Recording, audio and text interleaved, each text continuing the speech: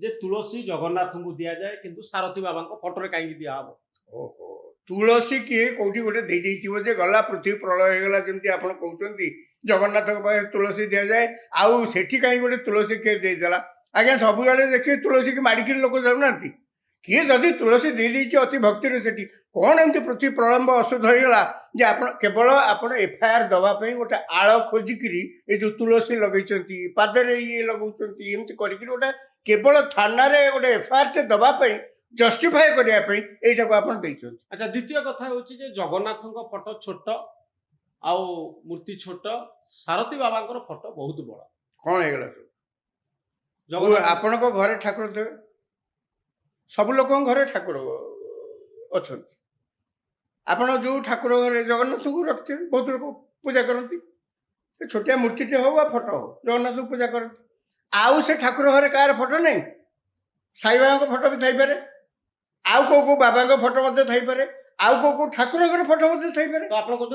मोर कहवा कथा जदि आप यही सैज फटोटे रखिंट मूर्ति रखिंट जगन्नाथ बाकी आपण जुक्ति अनुसार आउ सब फटो आउ छोटिया मूर्ति इनक्लूडिंग महादेव को मूर्ति सब छोट हवा कथा महादेव को लिंग सब छोट हवा कथा ना प्रलम्ब अशुद्ध हो आज्ञा कौ ठाकुर घरे कौटी सी आज्ञा सी कौन भावुं सारथी बाबा जी अनुगामी से फटोटा रखिंट आज्ञा कौटी गोटे फटोटा छोट हो कौटी बड़ हो गोटे इश्यू कर मीडिया यही प्रकार अपप्रचार करेंगे ना ये गोटे कौन मानने कौन मुझे बुझीपार ये प्रकार मानसिकता है केमती द्वितीय कथा सारथी बाबू को से पूजा करदे जगन्नाथ सहित सामान करदे ना कौन कि अधिका बोलिकी कौटी गोटे लेखा होता आगे किए कहला कौटी से सारथी बाबा निजे किंबा अनुगामी सी कौटी मुक्त कंठे घोषणा करिसेंती जे सारथी बाबा होउचंदी जगन्नाथ ठू बड़ ठाकुर सी होउचंदी ईश्वर आ कि कथा से तो कौटी किसी कहना आपण टाणी टुणिकी माने मीडिया आप टाणिकी आज दिन जाक मुझे देखुली मुझे कि भाषा आप न्यूज परिवेषण कर प्रकार प्रश्न पचार जड़े जाकि पचार जो सत्संग करते जयपुर ना कौ जगह पचार यहाँ कौन बंधुरटा ना आउ गोटा कौन यहीटा कौन शुणु भाषा मुझे कहली सब सांबादिकता क्षेत्र में खबर संग्रह खबर प्रसारण उपर सामान्यतम कटकणा को मुझे पसंद करेनी नियम कानून जैसे एकदम भावनी सांबादिक सब प्रकार खबर ता पाखे पहुंचा दरकार प्रसारण तार से इच्छा है जहाँ करने कथा कर किंतु यार अर्थ नुहे जे आपण जजमेंटाल आपण तो ये कोर्ट रे जज फाइनल जजमेंट शुणेला बेले आपण ये भंड सी ठक सी एमती करदे सेमती करदे कौन करदे कौटी कौन करदे आपण तो केस कर मामला तो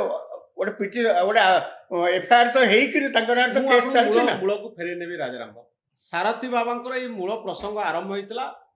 हैदराबाद रे गोलकुंडा होटेल रे आज को 7-8 वर्ष तले से जीन पैंट रे थिले जने महिला तांको सहित झियो जने थिले जो कथा को नहीं आज पर्यंत मामला चली एपर्यंत पूर्ण परमिशन मिली नाही तांको आश्रम को जीवापाई सारथी बाबा 200 रु अधिक लोक नहीं वर्तमान सुधा सत्संग करें ना सी बर्तमान केन्द्रापड़ा जीवारे बारीमूल आश्रम को जीवारे रेस्ट्रिक्शन अच्छी ये सबू आरंभ होता जीन पैंट आउ गोटे झील को लेकर गोलकुंडा जीवाई जीवा क्षेत्र में जो विवाद या वकिल माने आंदोलन करते पिटापिटी कराई तत्कालीन एसपी पिटी बड़ घटना सारा ओडिशा रे चांचल्य सृष्टि कला भली घटना होता किंतु आपण कथा गोटे अंश सत एपर्यंत बुझा पड़ुनी जे सारथी विरुद्ध रे कौन अभियोग था मुझे प्रथम पचार जे तांको विरुद्ध रे आज दिन में कौ अभियोग सब आज दिन में स्टैंड कर मोर जा मन पड़ुची पूरा डिटेल जदि आम से केस को जीवा जे जड़े मेडिकल छात्री अभियोग भित्तिरे करा जाइतिला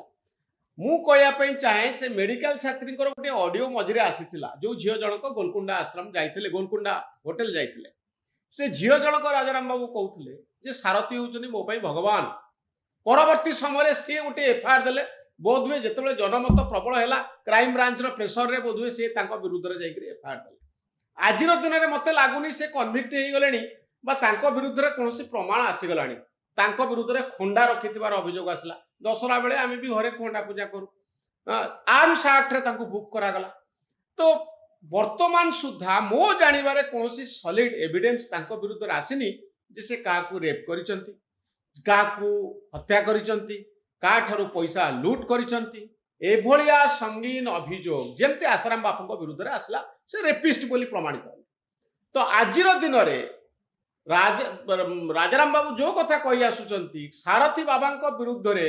କୌଣସି ପ୍ରକାର ଆଲିଗେସନ କୋର୍ଟ ଅଫ୍ ଲରେ ପ୍ରୁଭ୍ ହେଇନାହିଁ ବା ସଲିଡ୍ ଏଭିଡେନ୍ସ ମିଳିନାହିଁ। ସତରେ ଜଣେ କିଏ ଠିଆ ହେଇକି କହୁଛି ମତେ ରେପ୍ କରିଛନ୍ତି ସାରଥୀ ବାବା, ମୋ ଠାରୁ ଏତିକି ଟଙ୍କା ଲୁଟ୍ କରିଛନ୍ତି, ମତେ ମୋର ପରିବାର ଲୋକଙ୍କୁ ହତ୍ୟା କରାଇଛନ୍ତି, ଏଇଭଳି ସଲିଡ୍ ଏଭିଡେନ୍ସ ଆଜିର ଦିନରେ ମିଳିନାହିଁ। ଏ ସବୁ ସେଣ୍ଟିମେଣ୍ଟ ଉପରେ ଚାଲିଛି।